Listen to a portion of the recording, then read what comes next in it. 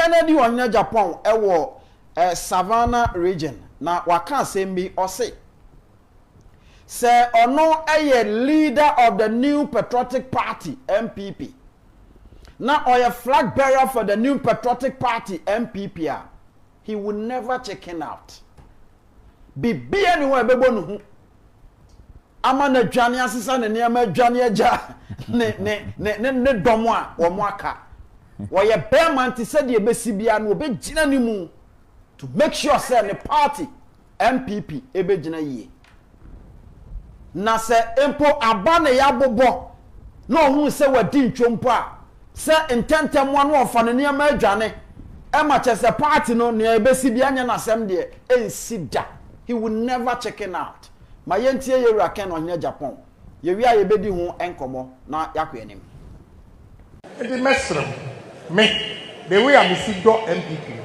enya de a maye bibia de tia NPP they charging me treason because of NPP I will never do anything to destroy NPP now omo eba ha nyina 1992 ebe pim sabe when was say body and soul odini sika na ho den nenim de aboa NPP party eche American de Agyapong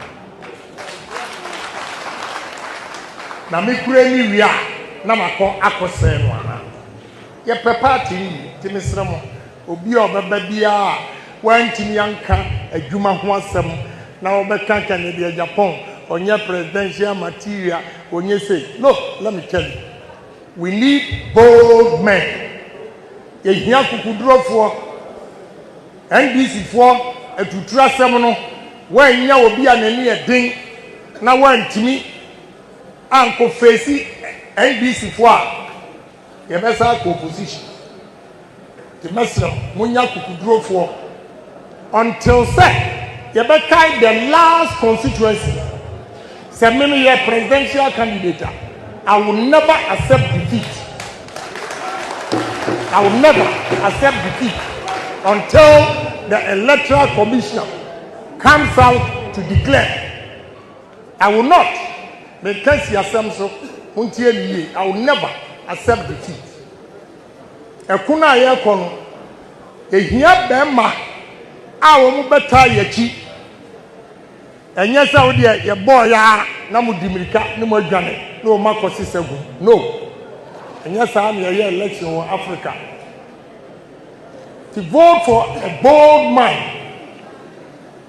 ebiem last one me go translate obi ba wo say e di mesro enti yewura ken ohene Agyapong e na akasa no bema e na akasa kukuduro so o say se wono di NPP party nanimu a party a wo kan ho ame charge no treason ekumfo ananke ye de to no so se nyanyankopon na yi ni free mu a nka ken ohene Agyapong ye twenty because of NPP party no wode ne kra abafare ama New Patriotic Party and he's going to make sure say obegina Emma party no afa ne tampa efra openi nkomo na dawo Mr. Ngum medase na menchia ahwefo ne atifo nyina we a clear message na honorable ede aban da bia ye trasia asema ye kan se ye ka se obi ye leader na obi o sahina odi edomanim do makọ ekun bi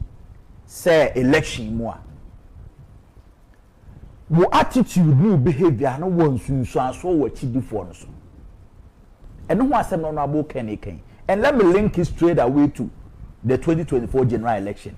It is the biggest mistake Dr. Mahmoud Bawumia editia the New Patriotic Party abra the bia de bon ho asafo he say he took an early concession. We say it was a big mistake. Leader bia we are serious say we call election, especially in Ghana and Africa. Say ya to aba 7th December. Ya post 5 p.m. Ye kind aba. The next day 8 December 9 a.m. Na ujina wo porch afa podium jina chire say what conceded defeat. Now electoral commission Osha Banesono far out of 16 regions, not far one region Kramai. On far one region Kramai, you have 16 regions abatwo. Electoral commission na yamane kwan se Osha Banesono. On collecting for one region results in Pometu Dao, Mr. Nkum. Now nipa the main contender, and I said the main candidate, the ruling party's candidate. Over all the state machinery, state apparatus, all national security, koto to him. Chairman of the Police Council, Chairman of the Armed Forces Council, Vice President of the Republic of Ghana, the second in command. Who your candidate here koto aba? Now what checking out? Yeah. Fine. Ebiaba who said who didn't kubo. But Mr. Nkum, let us collate to the end. Protect the party. Yes. Stand for the party. And Obianim said, and no nema NDC what chief NPP swa ama ene omanya the overwhelming majority in parliament. Because since we bro ho am Mr. Nkum omo senko fufuan ye declare ma omo. But at that time no the vice president, we have Flagbearer na Dwane akoda constituency chairman una ametana ho gina ho twen de yi so everybody especially in NPP lost interest in the election, including some of us and our studio. Obi an wo hwe na 2TV on Man FM say after that time yanye coverage ni biem because we didn't see the need to continue the coverage because the ultimate is the presidency.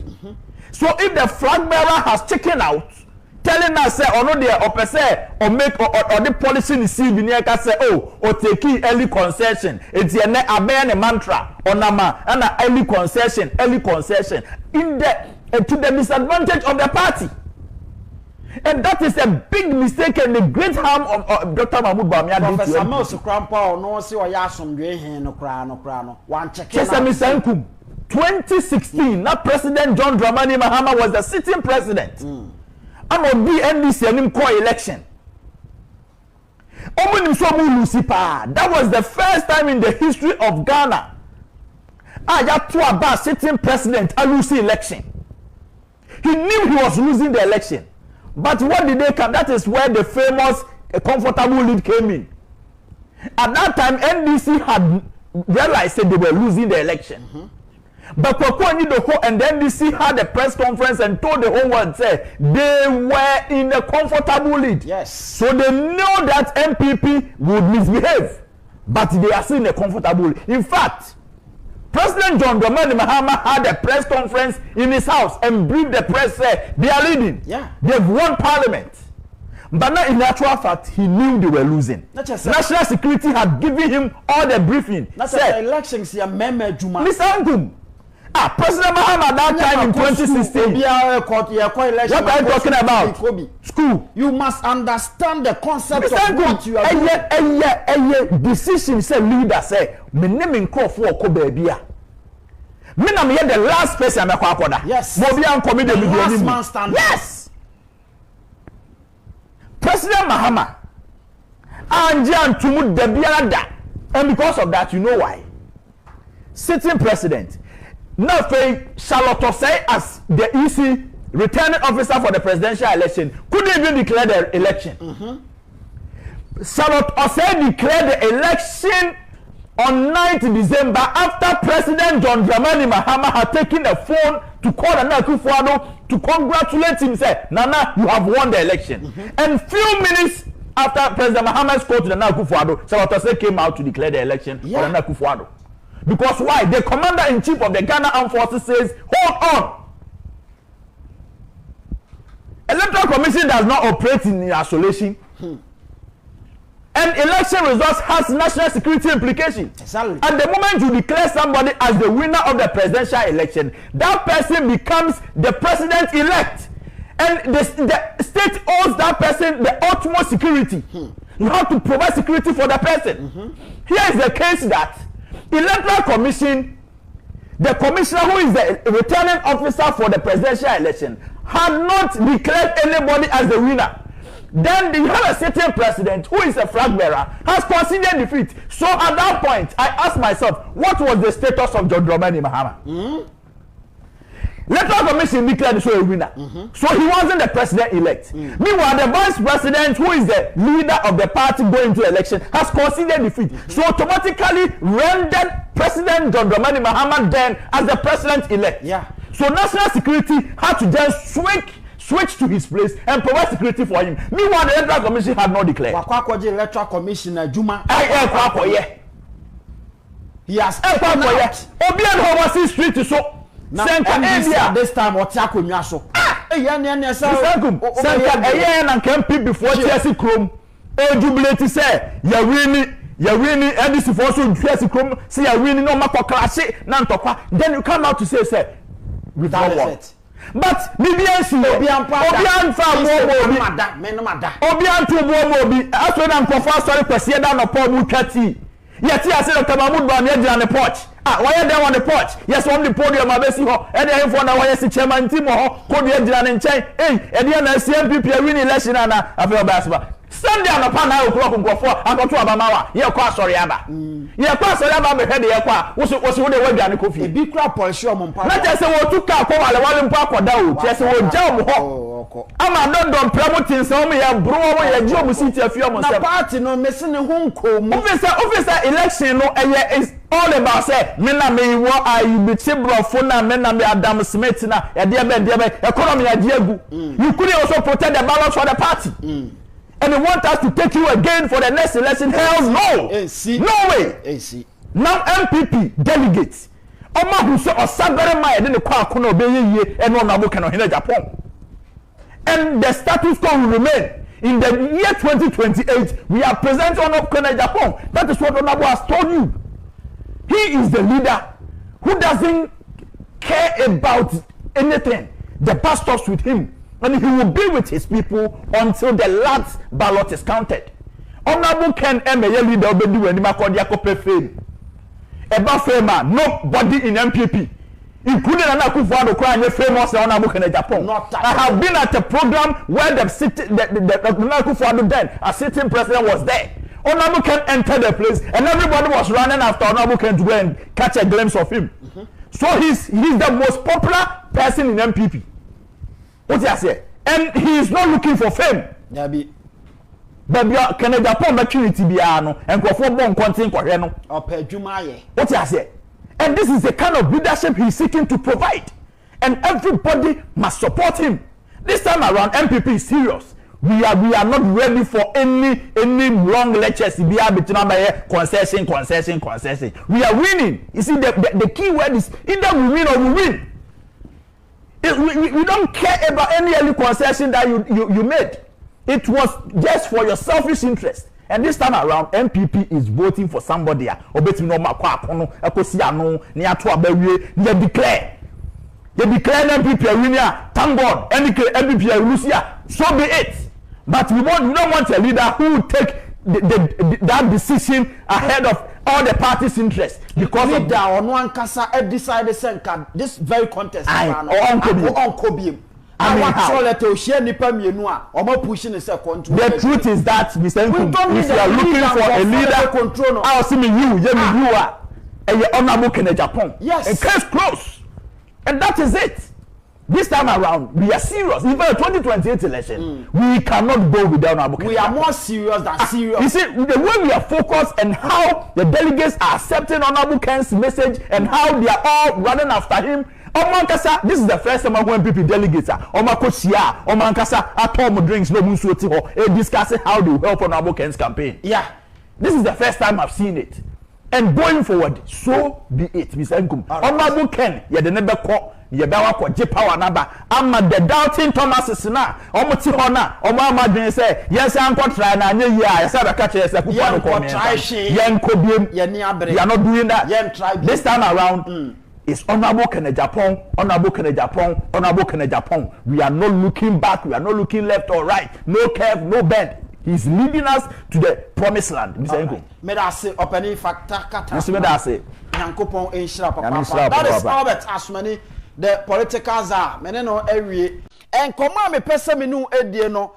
enene nansa me begina ha eka kire say August 15th 2025 Dr. Mahmoud Bawumia His Excellency decided say NPP contest no onko biem na eno ye krata ochro ye ya na nko be ready de akire ne nkofo ya omudi nachi party for ene Ghana for nyina no eno na nka no opese oba be ready de kire Ghana for se onko biem odne nade agu ho na enipa mienu Dr. Matiopoku Prempe ena afei medical culture say honorable Oseche Mensa Bonsu enso so ka ho say nipa mienu na ka kire ne say wo ye ne say ya wo ye failure.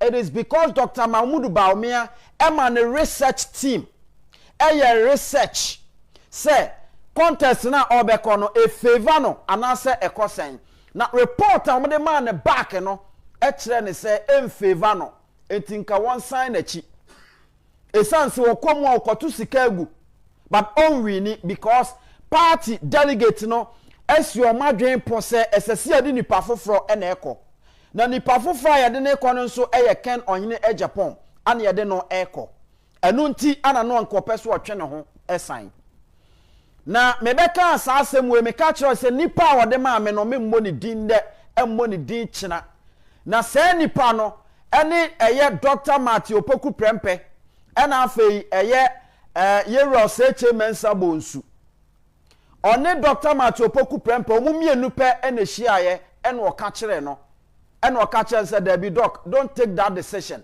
mayenko na ehwede ebesi ena enipa mienu a one omu hyiaye ono Dr. Mahmoud Bawumia ka ho na omuye miensa at a point a oka na asem de kire wo mu no Oseche Mensa Bonsu eye baako ono Dr. Mahmoud Bawumia eye me dance ni ena afa nipa oka ho no ono ene ma me sakrata yi na mesia no memmo ni din enti ono ankasa nim ena ofa ye obi aso ne office wa ye beba abeka ama Ghana fo nyina hu because ye nim se Dr. Mahmoud Bawumia ono ani secretary eba abontene beka ye se Dr. Mahmoud Bawumia se wo de adwuma hye ne nsa etwa se otimi wo obi a owo oye above him a nipa ne betimi a control no enye saa ono adwuma no kra na nini so 2024 elections that lady came out na no ka NDC for and na ye ka say NDC for man position a oye adwuma o se otena ase ehun se Dr. Bawumia wo de Ghana kwhya ne nsa ete se de wakuta watebiri pan no 5000 now they akwahya meba araba renewal nsase wonye no nkodi na chese wu ku akwala no wo de ne aburo no so na wo de ma no and that is exactly what we are we eno ne ye ka ho asem e wa ha no he cannot take decision by himself na oman de Ghana say wo ba be di animu and you don't have your personal plan until oman na sesa de ba be kwa then wo de oman ne kodich.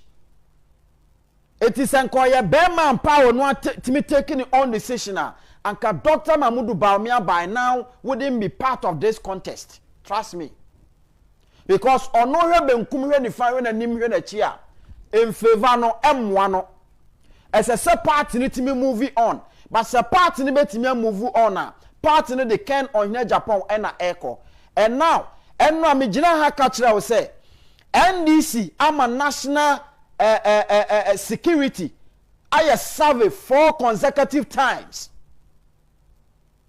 just to find out say this particular contest who is going to win and who is going to be the next flag bearer for the new patriotic party and report about Montini no indicate say it is going to be Ken Ohene Agyapong eti NDC for enso so ahyase a wo mo ebo pobi na eno no meka e kra che se emre bi ba NDC for ba be kan so eye Bawumia na so di party nanim Bawumia na so di NPP anim Bawumia na so di NPP anim so de be ye be ma NPP delegate adwen be ko so say eh ye NDC for kra se ono na so na ye nkotoma no omoboa they are looking for cider omo betimi atwi afa ne so because omatena se ahunu say Dr. Mahmoud Bawumia lead New Patriotic Party. He is the only person who made me a chairman. So, every 2028 so simple. Our member, the here so made me a conform krata. Yoko register no. Omekwa kofa no mabobo. It's almost says so moboba. There was no way so made me winning elections for the New Patriotic Party. Eti oma shase de niama eba na unim nia eba and say from November, that is the later part of November, edi korura eye December mu ena sansemi ebeba and some amode ba and say ken ohene Agyapong ena koku Ahmed Swari asamwa omode eba enono na enra na jo time aminya information no it was around na bobe 2 a.m. na nokra ne se na me ho adwiri me kakra se oman we ya yatimu no yempese ye beka nokre oman we mu ayatimu no se nipa ya na adwene so pese se wo a wo hu obetimi dia fa kwanua san nyina so but se wutrim aye fita ni omo beye bia no enkosi aga ken ohene Agyapong ni trim aye fita se ba Ghana nsam a ken ohene Agyapong trim fita because ono na watimi atena se ahwe hunu se da bi oman ya yatimu yi mi yi mi bottom sika $6 million na menfam nye bibi ema Ghana. Mention one politician's name or what Ghana at heart more than that of Kennedy or Agyapong. No one. Wetimia bien and can say, I want to leave a mark. Me person me transform Ghana. Me person me de Ghana ko jina baby. Ema we are saying in say no. Indeed, as someone, or Sergeant for Dr. Francis Kwame Nkrumah, said the black man is capable of managing his own affairs. No, but it was just a matter of time. It was Kennedy on Agyapong and we can say, look, or Sergeant for Dr. Francis Kwame Nkrumah, a human would obey a bit to say a bosso. Glass factory. Me no eka say no egu I say. But if I should tell you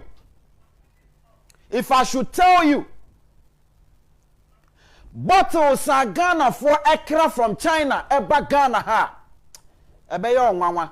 But Osaje for Dr. Kwame Nkrumah in his wisdom etna si hu say no, a time is coming now. Ghana for betimi ayendro, Ghana for betimi ayendro, Ghana betimi compete the rest of the world.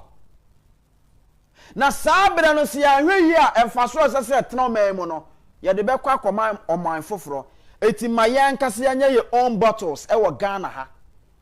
Ena Osaje for Dr. Kwame Nkrumah ebie sa factory no de to ho. Ene egu ken ohene Agyapong say factory bia Dr. Francis Kwame Nkrumah bia bia no ba he is going to make sure say be reviving nyina na ono ankasa nso de ahodo de ba no wo be bia ni nyina e de aka ho ntia adwuma de enya problem e wo Ghana ha saniama wei ena NDC atena se ahunu no ma hunu say the only person NDC betimi enya no elections mu a ebeye walkover e dia ma wo mu no e Dr. Bawumia eti NDC bekwa ko pushi for Dr. Bawumia because omunim say whoever wo mo de beba in 2028 no can never stand can no hina Agyapong eti omo kwa kofa Ahmed Swari issue and omo de eba but look, this is what I want to say. Say Ghana Police Service, especially the CID department, omunim nipa okun Ahmed Swari. Omunim nipa okun Ahmed Swari. A time is coming, I will stand here and you see the kind of names amebo ewa ha. Asankofo nyina no, the CID boss. The CID boss. Tiwa Dankwa. Mami Tiwa Dankwa. Eshieshia wa IGP. Yewura George Akufu Dampari. Eba be fra konwa so no. Kwame A+ ekokoshia papa no. He gave the man information about who killed Ahmed Swali. But enipa bi bone atwen bone we won kofo bi tiri mo mayo madwen say omode Ahmed Swali ni wuo e de be tag Yewura Ken. Said the beya and shishaya ekoso emma so no. Omo twen say omo twen eko November mu. November mu a di wura December mu no e no omo some information beba no ma beye dede omo beye dede ombeto apete wo Ghana ha ba me da so tiase na me kra etiase no. I am going to make sure say sasem no will never stand the test of time. Because on my way yentimi ntinase ema nipa bone adwen bone fo enyo madwen se wo mo de omutiri mu bone po bone adwen bone ebe wuli Ghana ye makwan esansa Bible na ka se nipa bone fo edi oman animu a oman no si a esi apene ye ntinase ma saa niam no enkoso saa niam no ebetwem mo pa mo betimi dia ba mo famra ye wa ha mo ba me didin ebeba be gina ha e dia countam ne amode beba na ma kira mo na mahunu se nipa okun Ahmed Swali se enne Ghana Police Service eyo madwen so mechi se nipa na omunim no se Ghana Police Service ya na adwen so mechi se nipa na enne today they know that person. Yantina se muntimi mfa saade no emetage Honorable Ken knew nothing about that. And a sape pepe ena etie. Na nyankopon ti asinti Ken oyine Agyapong. Ne plans, ne ideas adwempa o ma Ghana o se memi medi Ghana man so. Na asoma mpani mi pool of vehicles no Ghana for enspani sika wo ho. O se miankasa me workers, me ankasa, me to me cars. Me ankasa, I am going to make sure say me provide me cars as president me de beye juma. And then also me mayor president Emma Majisika because my bob brami wo nyuma hodo me ko pensioner even me makra betimi ahwe me hia Ghana sika. Na mo me pese me boa ma Ghana edru baby. We no nipa bi nti ase. When nipa bi so mo mane maso because of their selfish interest. Because omo nim se osimasi de omo de no be di party na nim no ko wi oye ya o metima control no kwa ha no de akire and I am telling you say hey, minority leader ma ho so minority leader ma ho so because a power mo e poba no say ye ba baje minority seat no e de amakodwo opon kroma e power mo bo e de ba eno no say minority akonwa na Yewura Alexander Afenwoma ken eteso adwuma papa eye ni nyina no enso omani wo mo baje de amakodwo opon kroma omo be ya ombaje de amakodwo opon kroma nti leader o say na say meeting bia I mean minority mo be ye bia no kodwo opon kroma person no present leader ma homne so e power mo bo e de ba no na party national executives no bi e supporto emrepa media mo di beba ma pom din a kire wo o supporto so maju seat na makodwo opon kroma look Ken oyine Agyapong say ono ti ase no opese Ghana eye oman a emu youth ebre etuo betwa ye betimi abiabia nyuma ma youth anya biaye enya nipa ye de ne betro ne ya control no na amanfo ne nam no ho no omne nam no ho no omu didi no omne nam no ho no omu didi no you can never do that under the leadership of Ken Oyine Agyapong. No way AC it is a sanity dia and na ye ma Ken emba se sana tia dia yenye bibia ya yebetimi dia sa ahwea ade agu Kennedy onyina Japan ne garim but oboa Ken is coming. Ken is coming. 2028 Kennedy Japan is going to be the next flag bearer for the new patriotic party. Mark it and you will see it happening. Ube wuse SC ya Ghana for a bomomome. Na me say Kennedy Japan the elections will be winning, internal elections will be winning within the new patriotic party no. Ebeye Ghana nyina ni jeda. Da ya bebu bo abawie be hu second de Japan di nkunim no. Wo de mark it and see. All the 6 regions ube hu youth groups are wo mo etwi momome because eye Ghana eni jeda. Kennedy Japan ebe ma Ghana mebunu fa ahudie. Kennedy Japan ebe ma ye nyina ye ho atoyen. When you are talking about digitalization is supposed to be a program of a certain ministry and your policy. Because Ghana ha ye wo baby a udru a even just call normal call you cannot make normal call. It we then wakwa browse. Kennedy Japan say me be your man penny I am going to make sure say Ghana ha no you betimi build a facility enough to make sure say Ghana for our access to internet. Said ya beya o man ni betimi akọ nanim. Sa niama we timo kofa Ahmed Swali. Nasem edi aba. Ahmed Swali ne wife ankasa ekra sign yewura ken ohine Japan ti.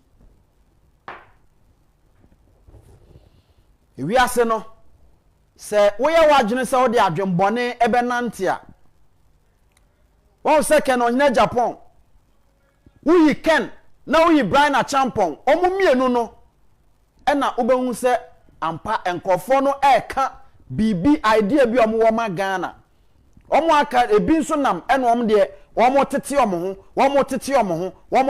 ho o se to aba mame na to mame ame wo ideas amede beboa wo ade na wonka ideas no oni ideas na monfa Ahmed Swali ho asem mmra ya de ekwan a yenua kwabena boadu wonam so ewuye ya de beba na kwabena ne timi ko loke ne ho ni funu ewo dem for so many minutes no ya de ni nyina beba abonten ne ya mama hu nipa bonefo amoye eyo man ni yeye ne ya panya nipa bi botom wontimi every 3 bedroom apartment im emeye tam and there was several mansions still how person be di wo man no ensi ese so man no konanim Ghana be konanim ya fra me Mr. Nkum ma me na me homra Albert Asmani the politicals are join me na ye di nkomo e wa ha sino pay kan senia etie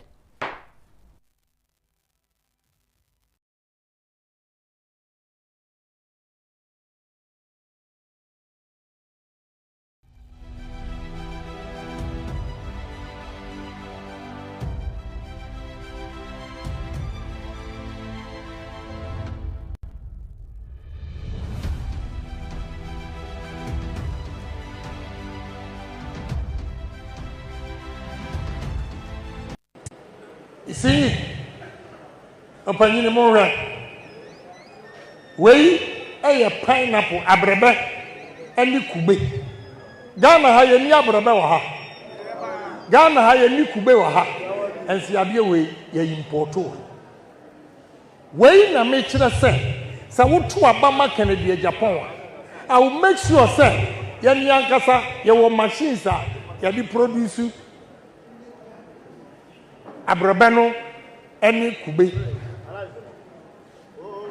yatia ya from tama meboa tama northern region hay onama sa share butter eduanu nyina no what we can do abi ebetimi ayene say tama no me di two menum de but there's no juice factory no tama juice factory in the whole 5 northern regions.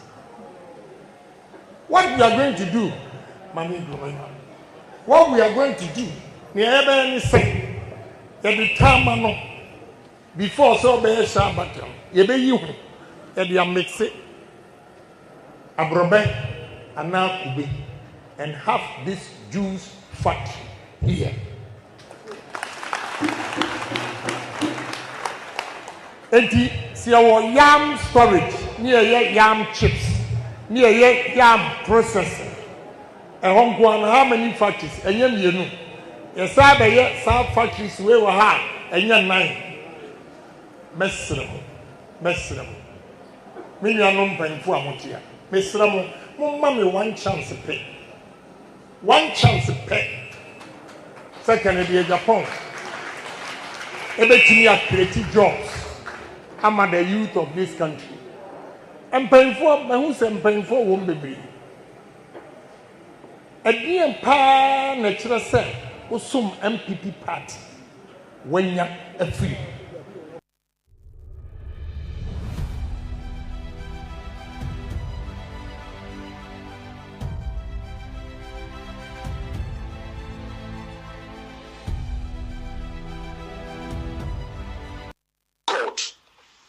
Bawumia to instill any hope now. And that is why those of you following Bawumia, you must know that Bawumia will not be a good candidate for us this time. Only a dear promising kind of former kind of fragility. NPP for a power beer, yet the promise be the power. Bawumia need promise beer or the kind of former kind of fragility. In fact, Bawumia or promising milk. Crowd to school for can afford me, and this is for catch can afford so bois can afford my this is ready. But I can assure you, the era Kennedy, Casse, a brand here do 18, a better car, man, and I said, Obenya car can afford my Kennedy. Why am I saying this? Because Bawumia did not deliver on most of his promises. One village, one dam, anya you. Or no one they could judge now. A slim here. One village, one dam, anya ye. One constituency, 1 million, anya ye. Palugu Dam, or what studio, we can say it is NPP's flagship program, and not Palugu Dam renewal. It was problematic. Okujina Cape Coast promising harbor, a new harbor to be built. No promising airport to a Cape Coast. Yeah, the Nadu Kujina Hoka say, Yano Kure, it be as any home. It didn't happen. Okujina Yura, Numu Sarabutu, a year in Kramopenny, and promising to say, how many times do you go to the gym? Arabia, and say, Obabi see a medical university. We are 42 senior high schools. Amagana. It never happened. How many times did the Bawumia promise people? He promised Ghana heaven. He promised a good economy. As we speak now, the Bawumia economy wasn't beyond Ghana for. In today, Ghana for you. And that's why I'm saying NPP, acquire your first papa one. You're promising Ghana for BB. Some promise no you're Bawumia to me yet. He can't, because even if he makes it, nobody will believe him. But look at you are Kennedy. From the time of your politics, everything he has promised, he has delivered. I did you about promising the Pia would deliver. And now we are not only primacy or promises say, and best you are one of the trouble Cassia Diamano or by your factory Diamon. Many workers say, what cut a short a quarter top and Sassi the Blay voter region because they voted for him massively. $1 million ethanol factory or voter region. After his promise, just after the campaign, we lose year one or no start year no and for near there, and no their questions are saying a factory, he has cut the short, and the $36 million ethanol factory is being started. Many can say, and they was like cut the short, our central region. Yeah, obviously the largest pharmaceutical company in Africa. It's happening right now.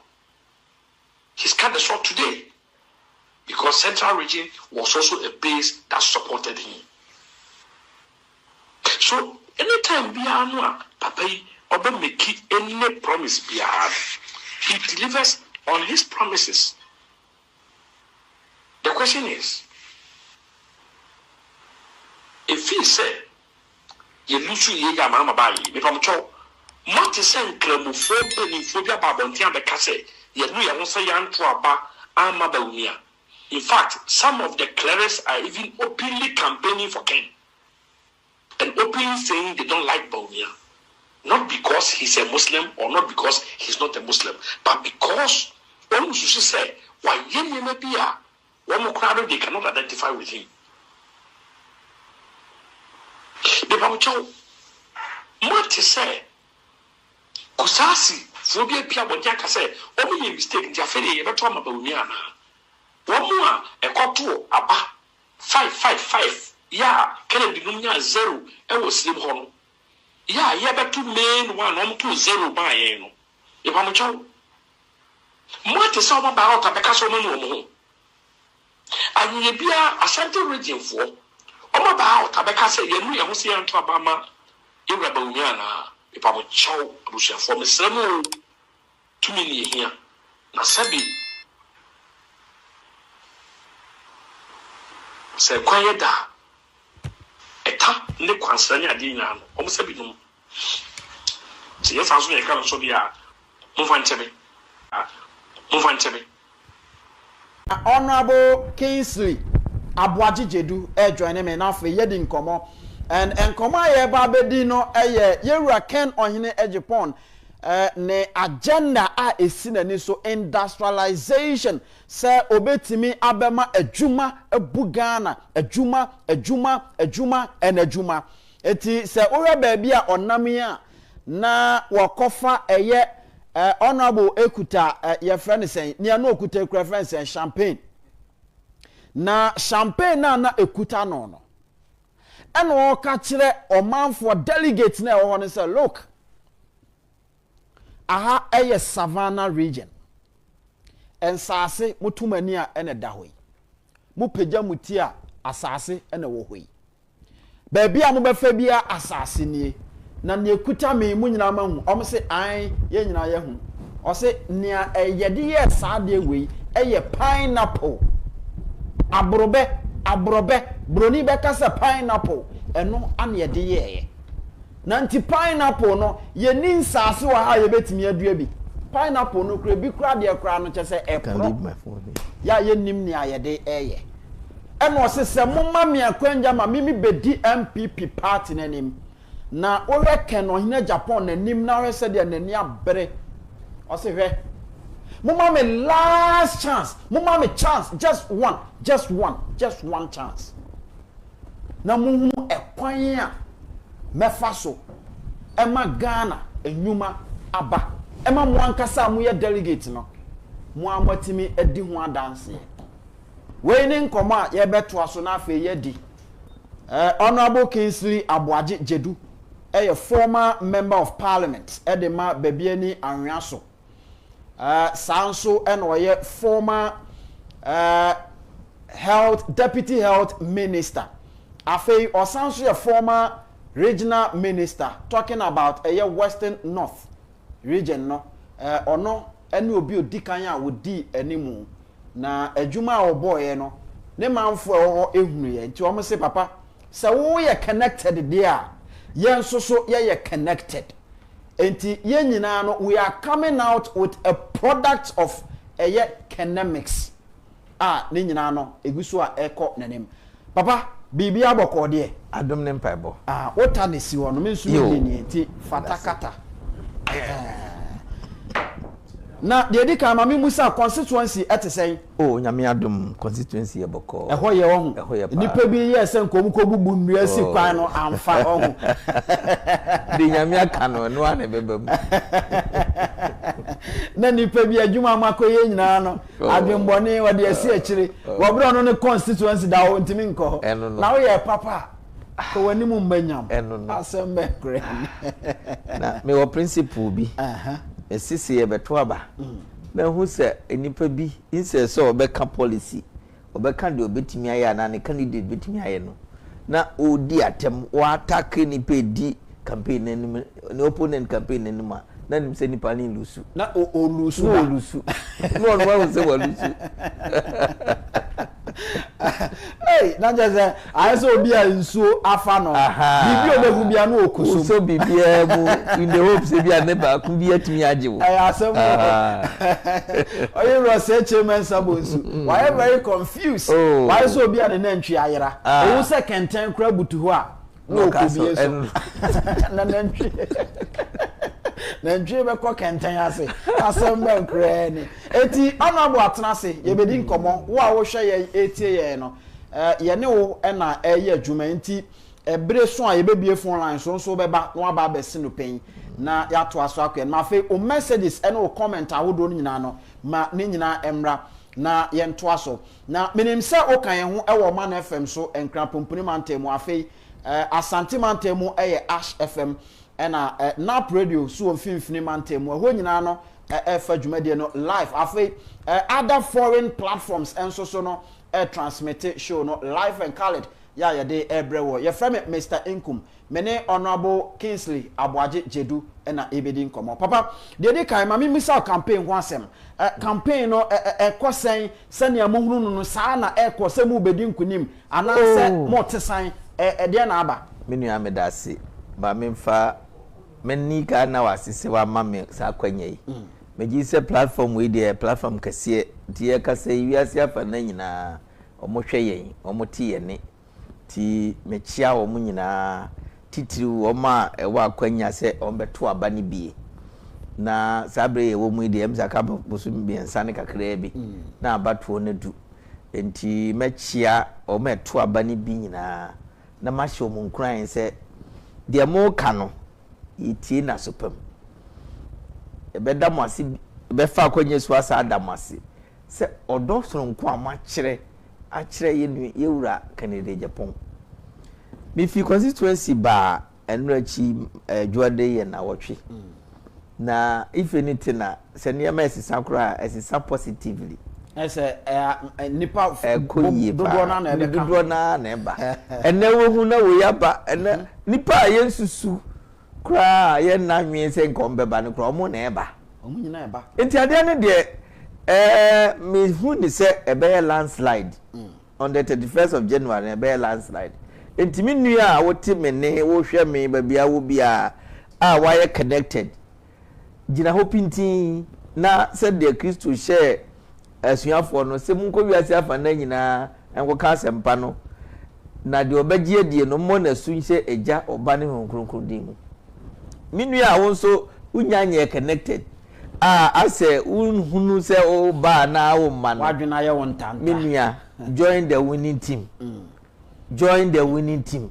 because 31st January abana ayekotunu de eno anamitie pani bi prophet Bernard wasi nyese o prophesize say ye beto ken be nwani o wasi mahu se wa nwani awie yato abana wie mana nwani ade ne ya wie kura ya wie ohunhum no na ewiase ade bi a ebesi hunamani no edika si wo honhom jade no afa bibia ntimi nsisa no timi nua wadwen ye wontanta bomodia na bra be kan woni team no ho aha de ene power ha we welcome everybody do bia wotimi ni bia no bra all the regions ye survey ye ne modi komode ye nim se enema ekoyie na be koso akoyie posu mienu e be emfa by November ending bo se ade no na aye so glaring afede na abeda ho clear opani bia na former MP for Ayawaso o say da ho plane yiwura Chiramatie Jako nyame emfa ne nkransie ne na wo parliament enaja onya ne nyame frɛ ba bia wo bia nyame ma no ba bi pantina no ma na sumdwi o say da ho plane nti ade no by November ending na da ho plane obia behu enti wenya de a yeji ho akinye minua bia wo hostu political program bi was we ni ya de enye ye fuyade enti adan dey so clear do nyama o ya che me come on board brane yanku ne honorable me ni nkomo concerning Iraken no hene Agyapong yes MCCC ya ye kasei owo Savannah region yes na ne nkomo ano ne omanfo delegate no edi wo ho no me pese ekokotie bi na fe ye ba no wa hyase na yetie Ken industrialization no ofo se amanfo ti ase ba ye magic anase ekosen ya eti ma yenhwe na fe yentie na yemra. You see, opinion more way a pineapple abrebe and kube. Ghana ha ye ni abrebe wa ha. Ghana ha ye ni kube wa ha. And si abie we ye importo. Way na me kire say, sa wotu abama Kennedy Agyapong. I will make sure say ye ni ankasa ye wo machines a ye di produce abrabano any kube yatia ya friend tama meboa tama northern region hay onama sa share butter eduanu nyina no what we can do abi ebetimi aye ne say tama no me two menum de but there's no juice factory no tama juice factory in the whole 5 northern regions. What we are going to do, what we are going to do, we have any say that the time before so be a Sabbath, you be you, that you mix it, abrobe, and now kube, and have this juice factory here.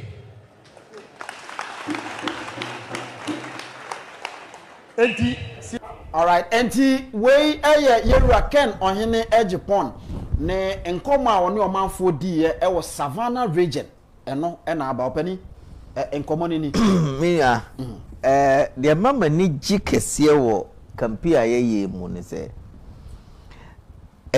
practical na me di Iraken achi o Western North half for de bruno de me hu ye ne se ya ye di na chi na ya bre na bia ifi wa constituency ye ko ba bi ye ko the next constituency no inse se oda otika ni mo obeda no na ohwe kwan na ho ohwe niema ewo ho materials ho ni obetimi di aye ndi by the time bedu next constituency no say ahakura me ba me hu sa de we na sa de we me hu ye betimi di aye we mu na ye enti eye relevant eye straight to the point eye practical enya de a me beka digitalization bia ko ka de wo wiemu a enya maaye enti se woka sebi gise wonya badwema ogina savana osime be mi hu share butter ye friend saying share butter kura ni twi ye friend saying enkuto enku duane ne na ba no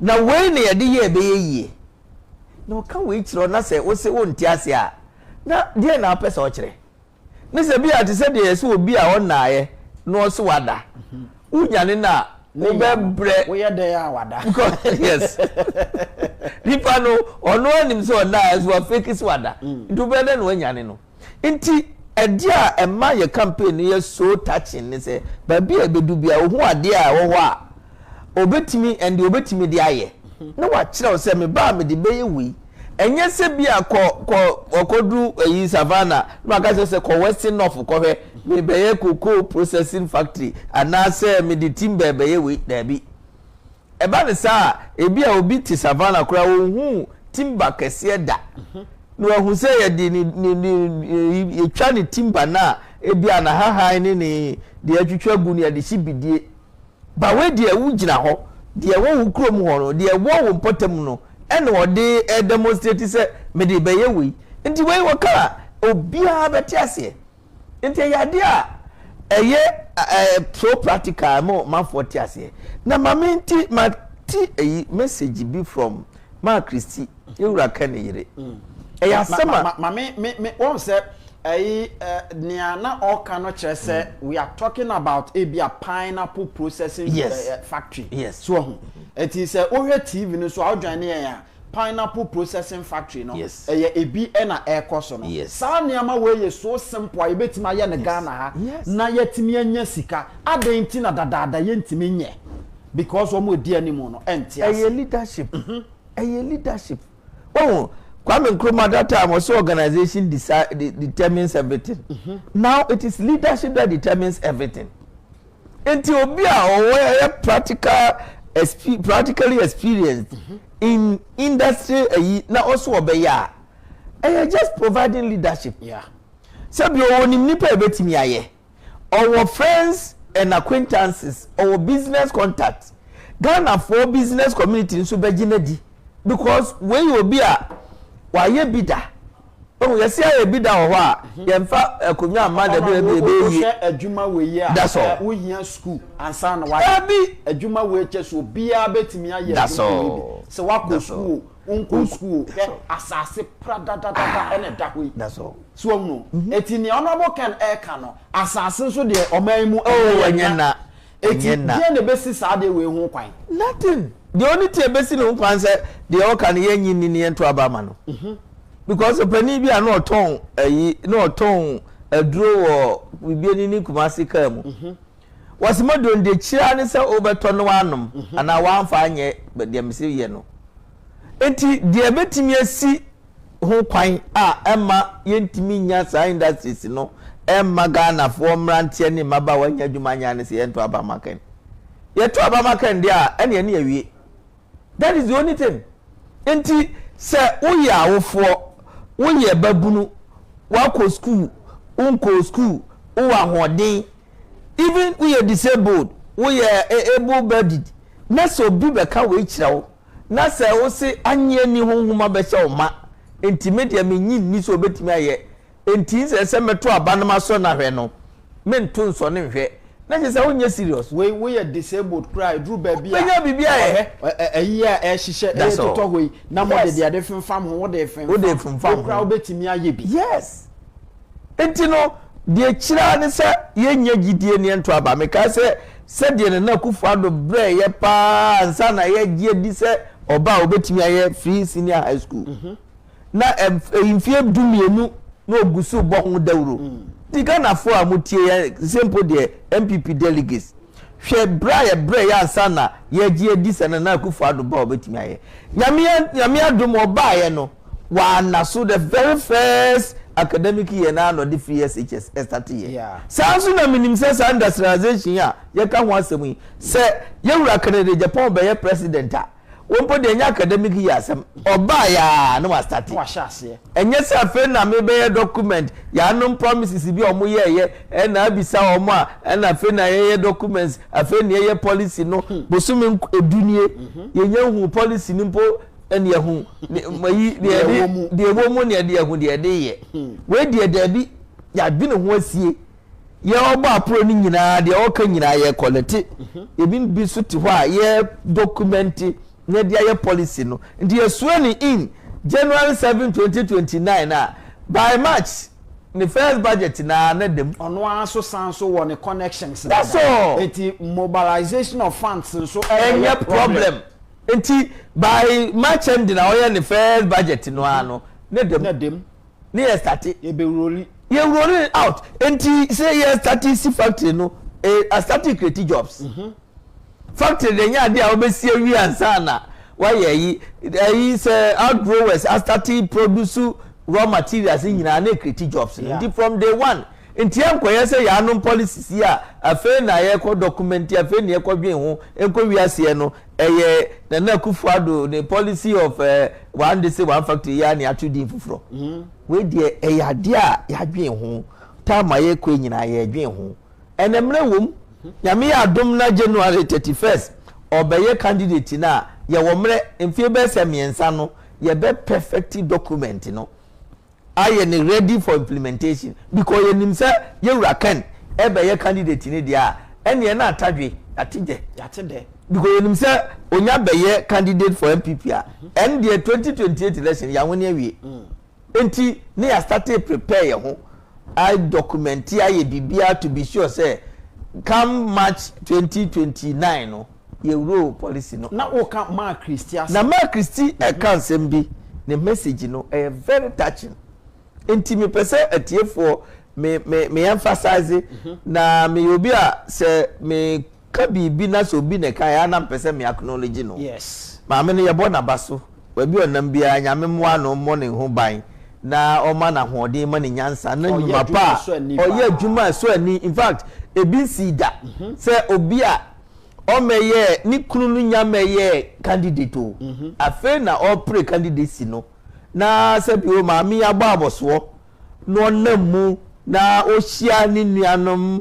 ne maame nom ne mama ene o mu di nkomo na message ni so kana se wante antowa suma na che se wanso hia bible na onya wadwen so o si look yewura kofo eba no and metin na bi ni tape na mo se on na se doctor no nti ya so ya fa na sa say you on ye the message ni hia ye messenger no o si NPP dey beba power at least the 2 occasions are 2 president ya produce no tem bia obidi policy a eboa omamu ni nyina anya NPP nko awo ye policy ya di ba no tem bia eboa omamu no yewura John Jekum kufo opani nyame me chiawa wie anwumre me da wase nyame hira no nto nkwanam oba no odi free ayi maternal health care any health insurance ne ba no kra amafo di na tinya enyeye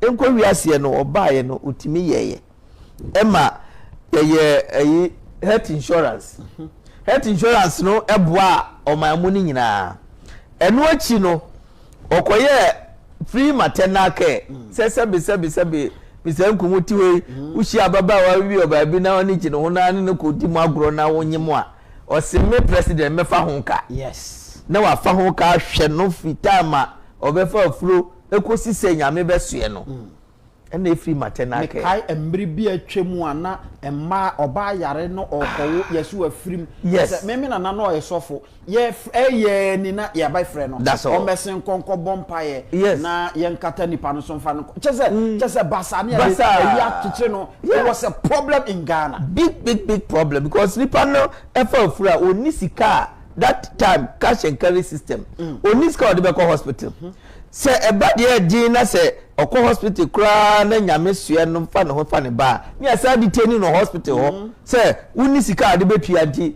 untua ya onko ye ntimi nkofie enu nyina yewura John Jekum kufo yi firi ho ti sa nkora na ye wo sa pre no ni person no kra no onyam fi ho no within 8 years wasa ka se capitation grant me de aba enti wo a obekọ akora ni nyina so this 6 years or 5 years 6 years no ko Nigeria me Agyapong kofo me fa ne ho ka na mahwe no ontua school fees ewo basic school wo hwe sa nkora na kosi se office office ananka na kofo ado edi free senior high school ba no ya nyi na ani nti ye twen ya me delay for about 8 years ema ya no ba be say even free maternal care ni health insurance nyina ena na kofo ado nya akwan ba o si o me so me policy ni se sa nkora na John Jekum kofo ewu wo mo no ehwe wo mo no ehwe wo mo senior basic school no omudu senior high school ameso mahwe wo mo free ena no so de free senior high school bae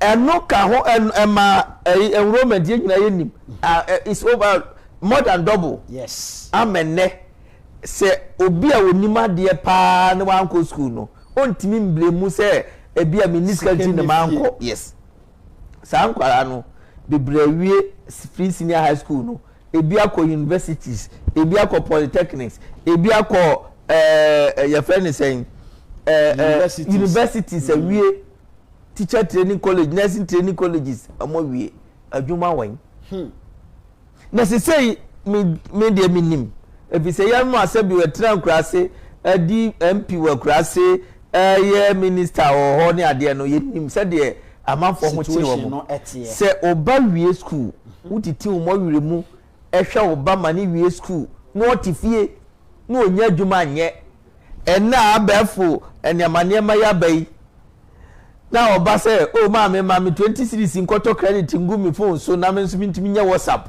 me nsumi ntimi ko internet so a na ahomete papa na yewura kan so hu se de minua no mpanimfo yi eye ba bia dunie enkora no mawie school adwuma be no mbeye adwuma ni ho entimi nsuma ni so adi hunu ne se ebra maba no se mo gimi gina moto abama me a mi be create adwuma ama sa amrante ni maba wa na nya bia ye minua so bi kan we kire na so onyini a edi bio na pesa ogidi edi na ohwehwe edi na ohwehwe entimi nuanom babia the very problem yewura ken attack no se eye obia oman bia nka NPP kura nka se ebeto aba na won se owie no osan ka se mi ka ho se nipa bi o ha o ka se mo akere wo a gidie no ede yes na ken Agyapong sha se so oye politics bi o be she gbo bi o she bia no we deliver enti na ma wunya doubt politics ye for the sake of say ubeye mampani ana be MP ana be di nipa ni mo said the be ya unsu beti make impact and ye nim hwe no NPP mpani president mienu ayanya no omo make serious impact enti say yewura kan say obeto aso a ena madika aka wa ha ye di nkomo nyina maka say sebi ayebu afo ayebi da wo a ye mfa konwa nkoma da bi ebeye bi yewura ken onya meye eyi president mpono babi ayetie yi se onete ye yes sabi o enipa ye adwuma wa ha enya de ketwa ukabo ma nipa ye wa form o ye adwuma no it's more than 7,000 so onimu anka sa 7,000 people yi se ko mo te won ko mo ye adwuma ye kiye nyina ye enti se obia 7,000 na chi no kra no me say ye mfa me nka ho enti me kra me mfa me nka ho isi ye mfa ne nka ho enti se odi nipa nyina ka ho kra bedu 10,000 na obia empanimfo si akora awawe koto achi no so okaso beri kra yenyi na chi obebubu mare ne ntento ebi se koto na chi na de kra sen kra wotimi awe no so oberi kra na agi na chinye enti papa no wa kire true in life and that I know onyo bia na share no so nkoye adwuma mfa nipa o dabi eno nyese bia adwuma na obiebie na anye yie e managu adwuma na tu ye mobile ne 18 years fine and over and still counting until even go through thick and thin say abai sisa yeneta man na ye opposition na edumre bi bia ubonse o man fm online bonse na pin na edum na ekọ ni nyina na sabotage enso otimi survival if you say enipa ehu hia no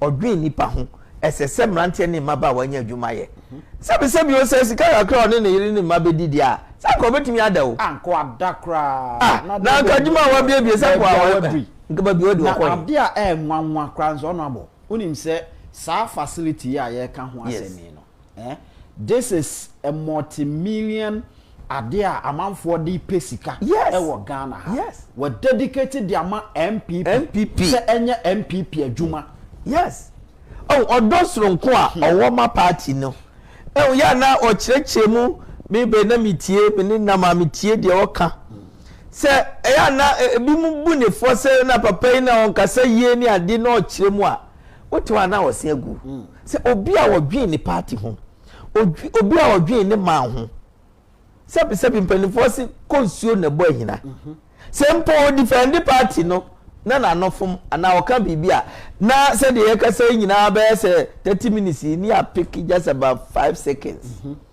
na no ne ade tia no minu anom MPP for minu anom Ghana for se pe o man ni yie ye pese ye man ni ye daachi esi yie dia ene ye ntimi nsan ye wura kan ne Agyapong ho aba ye kotoi ye nimse nipa num a agina no omu nyina sefata omu nyina from MPP stock there ene ye ka say we have the men but there ye so obofo ne de ne nam ho apaso the biggest problem anopay na mitie ye wura kwasi prat ni program bi wo social media mo ka say enipa num a ayi omuti no ohwa there what touch the most pressing need of Ghanaian ye wura kan de Agyapong wa confirm ni ananabi wa confirm if you say and now they we are agina street so na hwe emrante ni maba wa mkuta CV omo pe adwuma munya bi yes na nothing is more frustrating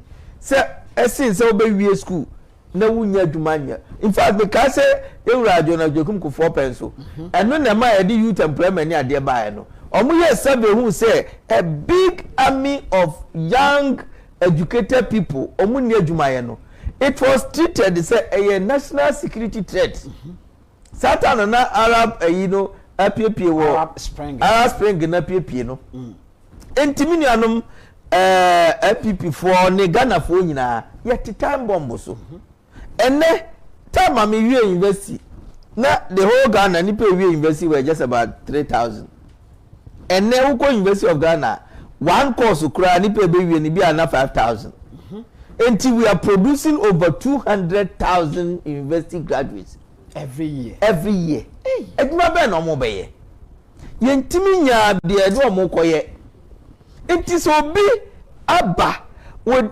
practical policy say me be create aduma ama emrante ni mabawa enya de sese yadwe hu mienu kura ansa ne ato aba ma no momma ye to aba ma no no anadwi wo se mu de mu nso me hwe ye to aba ma no ne ye hwe se wontimi nya de de say democracy wontimi anya emfie nan esimasa de okay wontimi anya be se ko no bi from ra we have nothing to lose enti media the message ne industrialization policy no enya dia e wo se yadwe hu mienu kra and mahunu de wa ye de ya fa ho apart from manufacturing sector ne ade tourism yes me kai say Western North me regional minister we say Cobra and Cobra ya Nigeria kalamzi aseni it taking the source from Western North kwaye bia ben baabi ani e fra ho aboduabo okay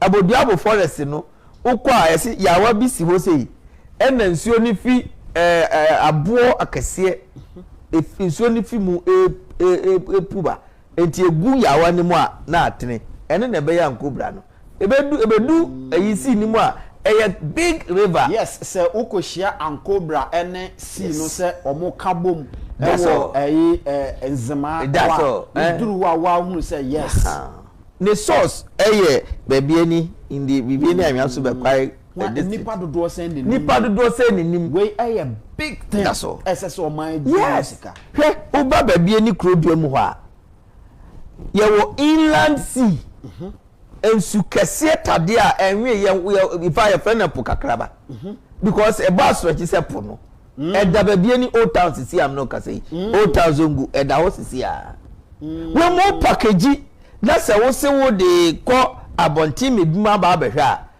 nipa dodo na be person ba behwe yes tourism e be create jobs ama emrante ni maba wayo nti minianom se adie we ya ye kede ya ntie ni ya sobrachi a be papa ti asi no kan asem bi osi yaw asema me kesi wan tie ni ya dachi obeda do nsato ha no aka se sem papa kan ehunyanka I had known is the philosophy of a fool tibinianom ye besre mo se momma ye nyina yenye gidie soronko ewo yewura Canada Agyapong mu na de wo ka no yentie na obetumi aye na omra me kreti adwuma na bed na eda wo so a oba na wie school a wonya adwuma nyeye no ene obi wie master's degree a otumi tira fie 5 years no nya adwuma yo tabre ni nyina na awofo no ebi ankora akora di akire na ohwe ankora ni school na ohwe pani na wawie na anka wo so beboa no memetie minuanom ma mpanimfo adi manim me ko school no na aja o ma wie school o mo na na eboa ma me am na hwe me ko papa wu ntem but enese eba asa na nka nipa mienu miensa na edi manim no o mo so ebaji sika ni bia fi ma me ho a kakra no de be ma me so onya ane nka mu nyina mo betina anka nyina betina fi emmoa eye too frustrating enti moma yenya gidie na yenya obi a and sometimes I feel like eye nyame na yi papa na mayen samom yes because look tie enano na menua ba me di na chi of family edi nkomo si eya to gidi se pani a odi na chi obetimi anwene primaries na anwene general election na so menua second anwene primaries na ene asori kura begu e wo Ghana ha sasai na nipa ben na asori me de menyi bebre ba mani afi kakra nipa ben na asori wo Ghana ha se obe presidential primaries nye general election Ghana House of Force omoye wo ha emu be se 90 se wanwene nti asem koma fa no ho na aba hihye sa nkom we nyina achi na se ekotoba no anwene a okina wo ka nyamsem kra ebeji wadi biem dabi se ne nyina du kwese da ebeda ne akopa mutu obi adi de sika de be kwa akoto collection de be kwa akodi mutu ni ada enti mi ka sa si ya mpo na mse fa se nyame kan kire wo mo a nka menyi ni se asofo kukudam ebinum kura babonti be ka se ye de na kan de ye mpenasem yes enso ye hu so obenwene na wa ugidi se wiase mu a why na wo mpenasem a wo be hu so obenwene aba be ka saka honka enti kan de wa nwene awie ye be sere se onwene a NPP fo momma ye nyina ye nka mom